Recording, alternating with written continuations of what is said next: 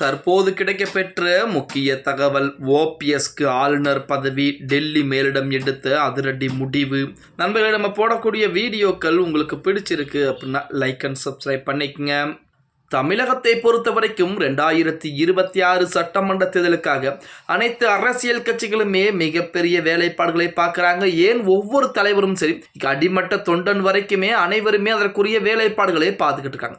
இந்த 2026 எங்களுக்கு அங்கீகாரம் கண்டிப்பாக கிடைக்க வேண்டும், நாங்களும் வெற்றி வாய்ப்பை பெற வேண்டும், நாங்கள் தான் ஆட்சி அமைக்க வேண்டும், திமுகவை ஒழிக்க வேண்டும் என நிறைய கட்சிகள் கங்கணம் கட்டிக்கொண்டு வேலைகளை பார்க்குறாங்க. ஆனால் நமது ஓபிஎஸ் மட்டும் எந்த ஒரு வேலையும் பார்க்காமல், யார் போனால் என்ன, யார் இருந்தால் என்ன, நான் இருந்தால் மட்டும் போதும் என ஓபிஎஸ் அவர்கள் இதுவரைக்கும் செயல்பட்டு கொண்டிருக்கிறார். ஓபிஎஸ் மட்டும் சரியான முடிவுகளையும் சரியான தேர்வுகளையும் செய்திருந்தால், சரியான அடுத்த கட்டத்தை நோக்கி நகர்ந்திருந்தால், இந்நேரம் ஓபிஎஸ்ஸின் பின்னால் பல ஏகப்பட்ட தொண்டர்கள் என்பது இருந்திருப்பாங்க.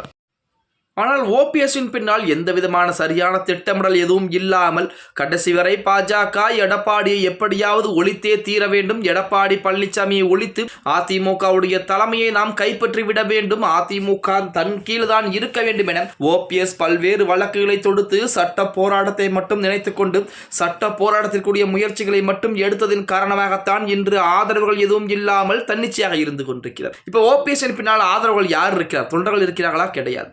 முக்கியமானவர்கள் இருக்கிறார்களா? கிடையாது. புறம் திமுகவின் பக்கம் போயிட்டாங்க. தொண்டர்கள் புறம் அதிமுகவில் இணைந்து விட்டார்கள். இப்ப மீதம் இருக்கக்கூடியது 2 நபர்கள் மட்டும்தான் இருக்கிறார்கள். அதிலே பண்டுட்டி ராமச்சந்திரன் ஒரு ஆள், அதே போல வெள்ளமணி நடராஜன், இந்த 2 நபர்கள் மட்டும்தான் ஓபிஎஸ்னுடன் இருந்து கொண்டிருக்கூடிய ஒரு முக்கியமானவர்கள் அப்படின்னே கூட சொல்லலாம். இப்படிப்பட்ட ஒரு சூழலில் ஓபிஎஸ்ஐ பொறுத்த வரைக்கும் இதுவரைக்கும் 2026 சட்டமன்ற தேர்தலுக்குரிய எந்த விதமான நிலைப்பாட்டையும் கூட்டணி பற்றின அறிவிப்புகளையும் இதுவரைக்கும் வெளியிடாமலே இருந்து கொண்டிருக்கிறார்.